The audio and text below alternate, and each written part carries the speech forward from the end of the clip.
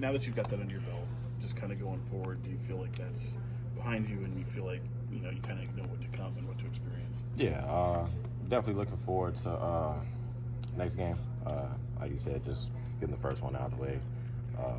Obviously, coming 30-something games late into the season, trying to catch up, I guess you could say. But no, I think I should make a quick turnaround. How special was it having your pops there? You got to see the image of you guys pregame and even postgame, just chopping it up. Just, what kind of runs through your mind when you look back on stuff like that? It's definitely a special moment. I mean, anytime I get a chance to see him, it's definitely exciting because, we both have busy schedules now. He probably came to like 5 of my college games my whole life, so anytime he came, it was just special, perform in front of him, especially my first NBA game. You got a little bit of a unique jumper, sort of a lower release point, but then the high arc to it. I'm curious, did you develop that high arc as a way to be able to get that off easier? Nah, the reason I shoot so high is honestly so I give it the chance to go in, because a lot of shooters know, like, if you shoot it high above the rim, even if it's a bad bounce, it has the opportunity to go in. Where so if you shoot a flat, straight jumper, it's like a bullet, it's just gonna bounce right off. So just giving it a chance to go in is honestly what my dad taught me from a young age. And the reason why I bring it so low is because I was never strong enough, like when I was a kid, to like shoot it from up here. So it was just always the way I learned how to shoot, and I just stuck with it. But now I feel like I can get my shot off. What did you like about the speed of the game? It was the difference between the G League, those 2 games that you played in the G League to last night. Yeah, so the first game I played in the G League, it felt fast, and then the second game slowed down because I got a feel for the first game. So last night felt fast, first game, and then now I'm expecting the next game, slow down for me a little bit, especially after the first game. Jitters are out, I guess you could say. So you felt it, the speediness of the game. Yeah. Like anytime you go up a level, or anytime you go to a different, like even in college when I went from the SEC to Big East, I felt the shift of speed and everything. So my first game is always going to be like me trying to figure it out, and then everything on from there is just me building on from it. What was just some of maybe the feedback you got from teammates, coaching staff after? Everybody was pretty happy with the minutes I gave. I was pretty happy. Obviously, everybody wants to score, but I felt like I was doing the little things that really mattered. Rebounding, boxing out, playing defense, got some assists.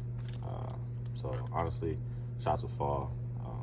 Not worried about that. That's the last thing I'm worried about. So I know I can shoot, and I know that the more reps I get in practice and in the game, it's just gonna start falling more. So You're a combo guard, function a little on and off ball. Just curious, where's your comfort at in both of those spots? I'm comfortable in both. I've never been a full point guard, like designated point guard. So honestly, just learning where all my teammates have to be and stuff like that is kind of what I'm working on, I guess you could say. But I've always had the ball in my hands, if that makes sense. As in, like, I was always making plays, like in college and high school, but I wasn't the designated point guard. So I'm used to having the ball in my hands, but I play off ball as well. So. Did that ovation you got last night surprise you at all? Yeah, a little bit. Because especially since they've never seen me play before. Usually it's like somebody who's played for years, and they got hurt this season, come back next season, they get a standing ovation, not for a rookie. So definitely special fan base. Super excited to play more games, more seasons in front of them, and their support has been big time this season. So.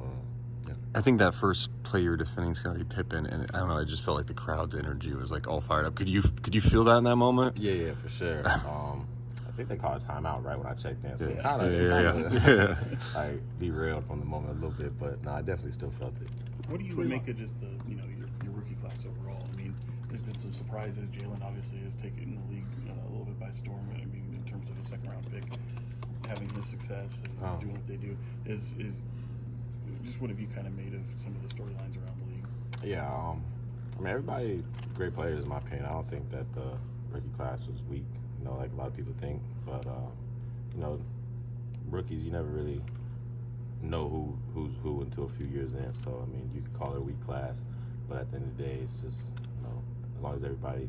I think with this rookie class, everybody's hard workers. So I think that give everybody some time, and they can come into themselves and have a long NBA career. But I think it's a good rookie class too.